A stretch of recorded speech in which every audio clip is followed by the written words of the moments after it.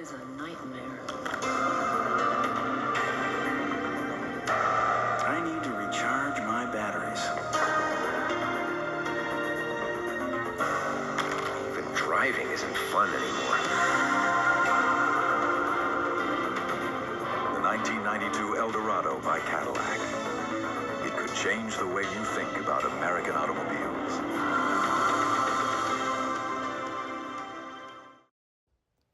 The 1992 Cadillac Seville and Eldorado forged a dramatically new path for Cadillac, one where the mission was to bring younger and import-oriented buyers into the fold.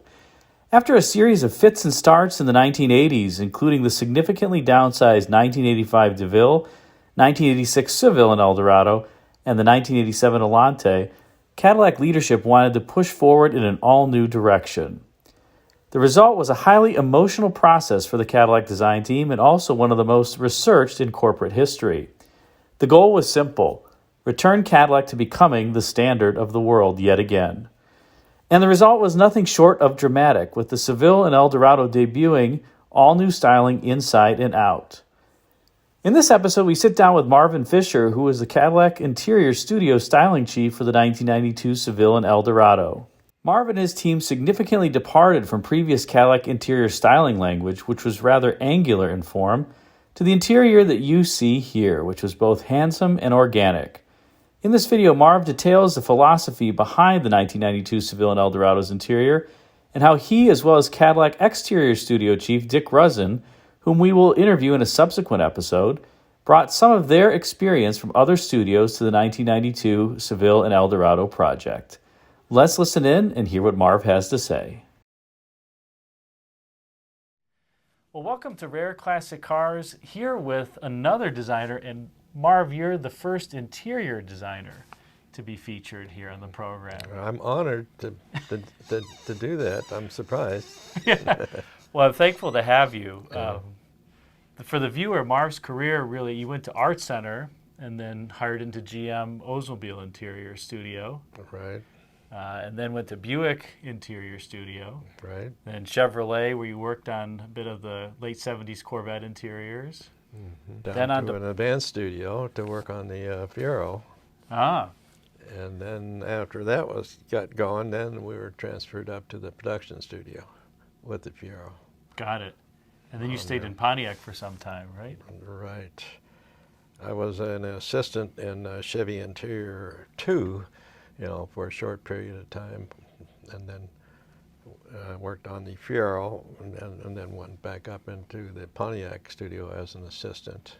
And I worked for Pat Fury there for a while, and then after not too long after that, Bill Scott, came in there, and he was a good manager, and we worked for quite some time there, 8 to 10 years together, and we kind of clicked together. He gave me a lot of responsibility, but he provided great support. He could cover your back and so forth. From the finance guys, shielded you from those people, right? Well, that's amazing, because I hear all your finance problems here, but surprisingly enough, I never had that problem in interiors. I never had to deal with a lot of financial statements. Interesting. That type of thing. And so I was never told to cut back here or there or do something different.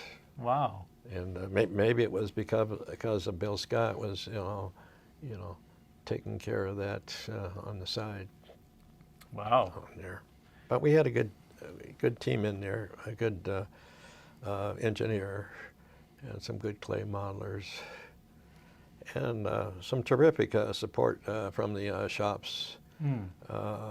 Interiors, you're dealing with quite a bit, and you're trying to do a clay model that looks exactly like production.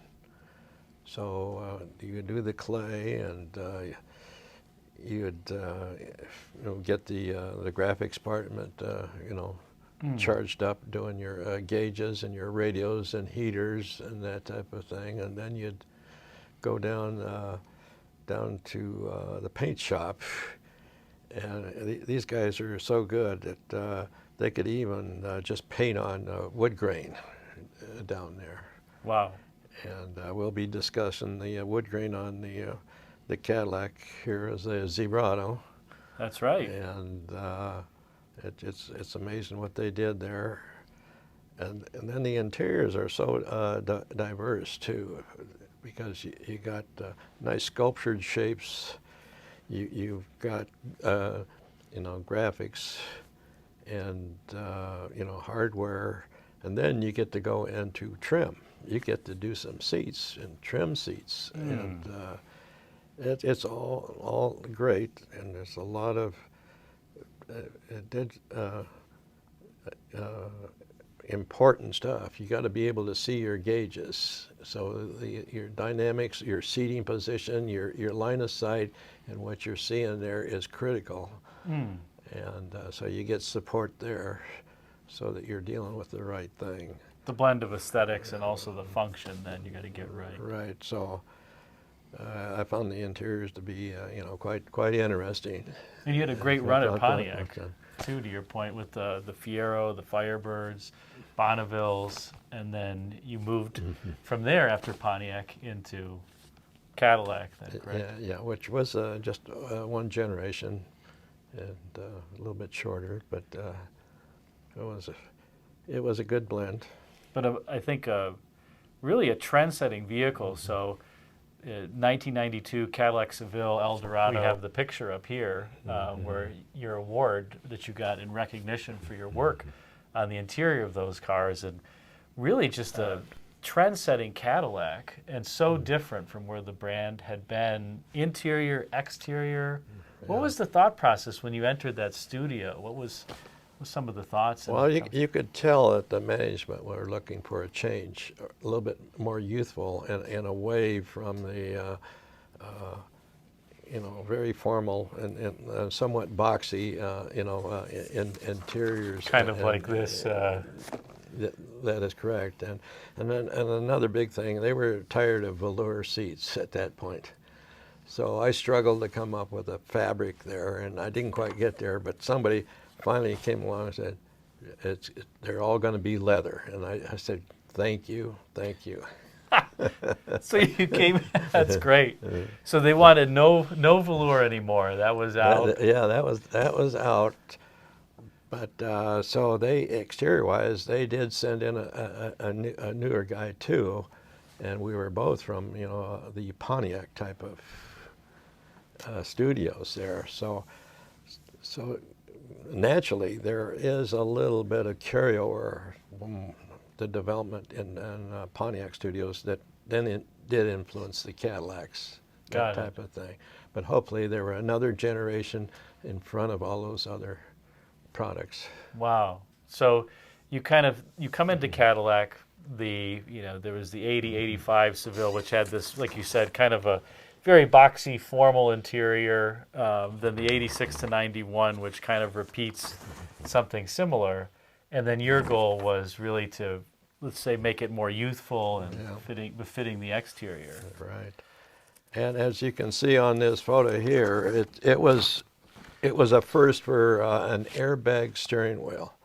So the engineers came in with a package that is probably bigger than they eventually ended up with on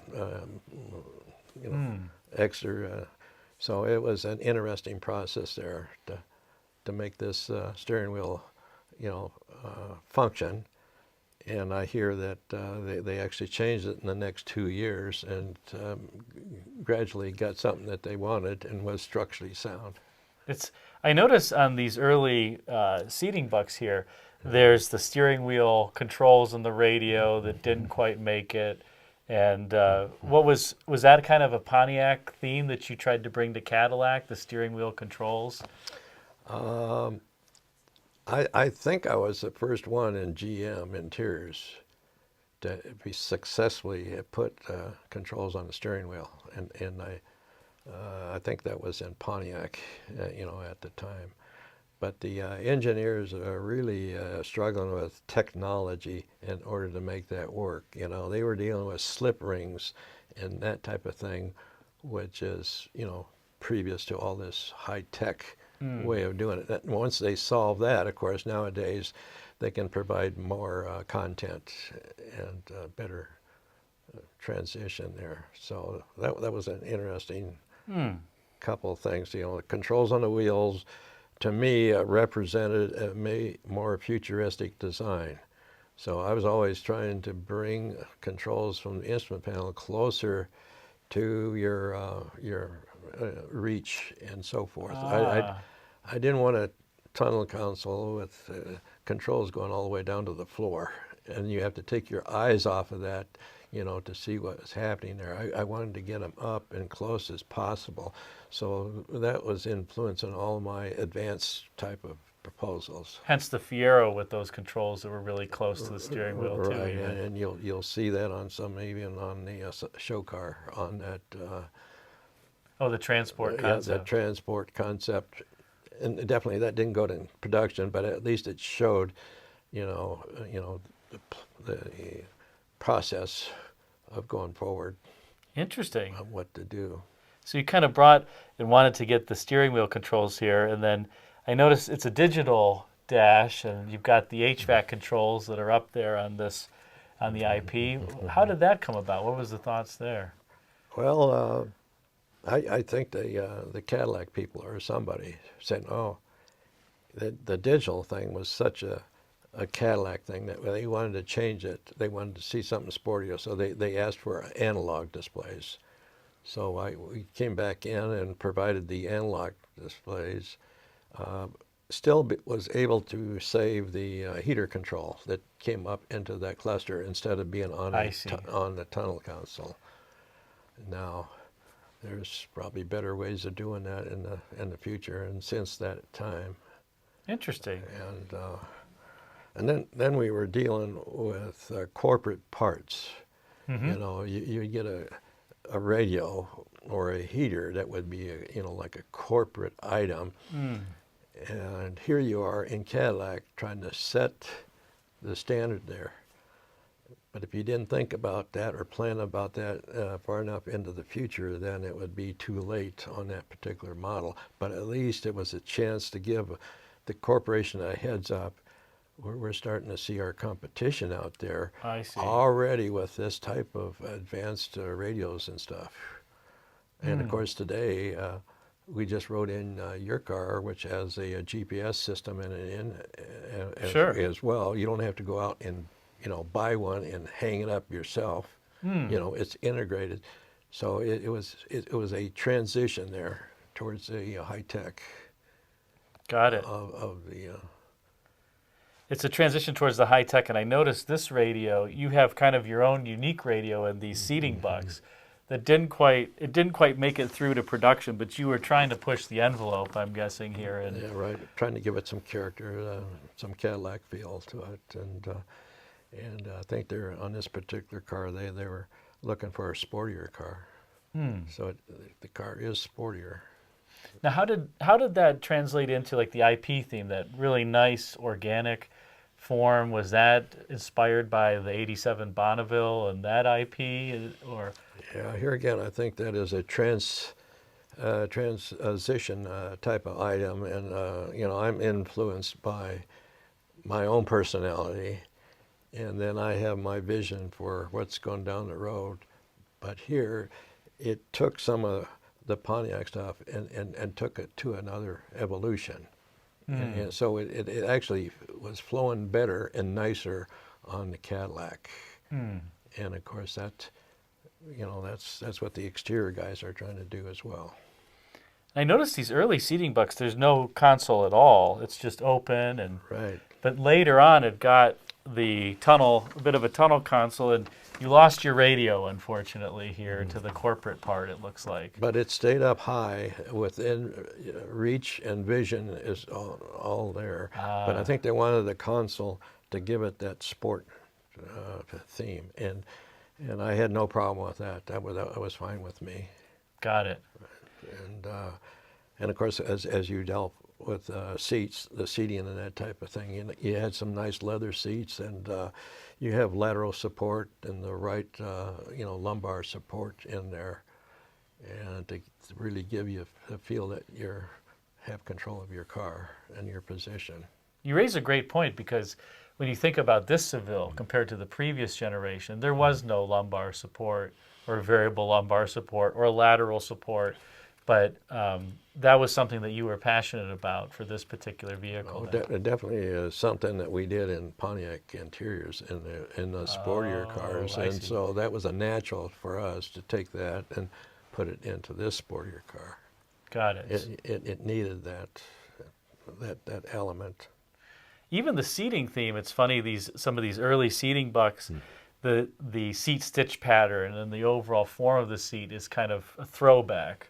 And then the final production version is very sporty and has nice lateral support. So it kind of evolved, I think, over time in the direction that you were mentioning. It's interesting. Yeah, they were. So this is this two-spoke wheel here, the airbag wheel. Tell us a little bit about that and what your philosophy was, and you were kind of trying to get some visibility back to the gauges, or how did that evolve and try to package the airbag? Well, the engineer gave us a package on the airbag, so there was no give and take on the volume of it. So you kind of had to live with that basic rectangular shape there and somehow get some flow to it and what have you there. And I think they probably dictated even the two-spoke? Two-spoke as well. But as you can see in the future, they finally gravitated towards a four-spoke. And then they used that square center hub and let it flow out onto those spokes to give it a little bit more flow, which then I feel goes with the instrument panel that has more of a flow to it. So you're happy with the evolution from the... Yeah, considering that newness in the design for an airbag, the first one. And certainly they've gone a long ways from that. Airbags are probably smaller, and they're putting controls right over the top of the airbags and everything else that they just weren't into at that point. Got it.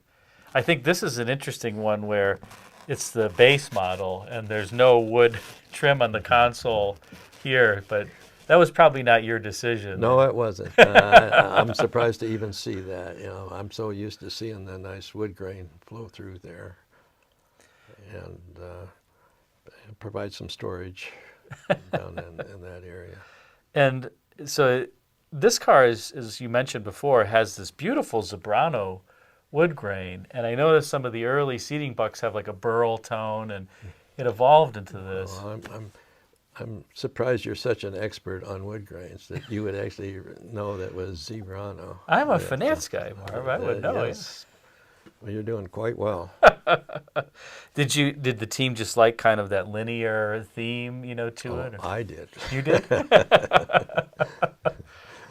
Because I can't recall if any other car before that. And I wanted to stay away from the knotty pine or whatever they were using before. Oh, burled walnut or some darn thing.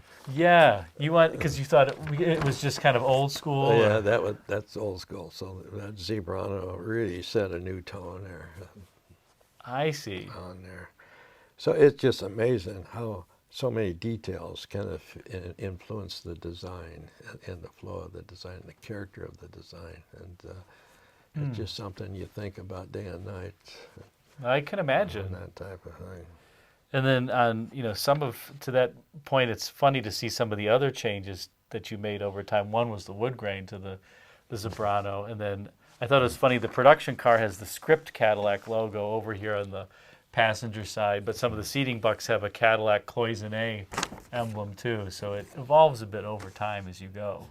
Oh yeah, I think I was dealing with a unique engineer to actually go out and get that emblem made in an outside company. Oh. And I noticed in some of these early seating bucks too, you have controls for the ride, and the car did have, when it got the North Star, it got the so-called North Star system with variable ride control. The car had the variable ride control, but you have buttons on here to select the ride firmness that never made it through. Well, Unfortunately, I don't know that much about that particular kind of technology, so I'm not sure what made it and what didn't make it. But they were definitely able to use that area for some other function Sure. on there. So the car, I mean, the car ends up being a home run from a sales perspective. It wins all these awards, including, part of the presentation piece that we have behind you. Is there anything on that particular interior, as you look at it today, you kind of wish that you had gotten but you did not? Or is it one of those that you kind of step back and say, gosh, that still is... Well, the only thing that I can look at is, as the technology has moved on in next generations, there's some technology there that I wished I could have had back here, I wished I could have had a new radio and a GPS system in there. Currently, I've got a car that provides a digital speed as well as analog. I see. And it just, maybe it's just me, but it's a quicker read. The digital is a quicker read. However, they wanted the sportiness, so they wanted the analog, to go along with it. And of course, then we were struggling with the steering wheel because it was new and had a bigger shape on it. But I think those are probably the elements that. Well, it certainly was, I think a collective home run from a sales standpoint, really put Cadillac back on the map, and really appreciate you sharing the stories on this 92 Seville and Eldorado. The viewers know I have one, so it's a reminder of your work every time I get in it. Great. And I don't find myself cursing you for the placement of the buttons or something, right? So you can still reach them and you can still see them, right? I can still reach them, I can still see them, no. Well, great. There. Well, thanks, Marv, for sharing this. We'll talk about some other vehicles that Marv has done here shortly.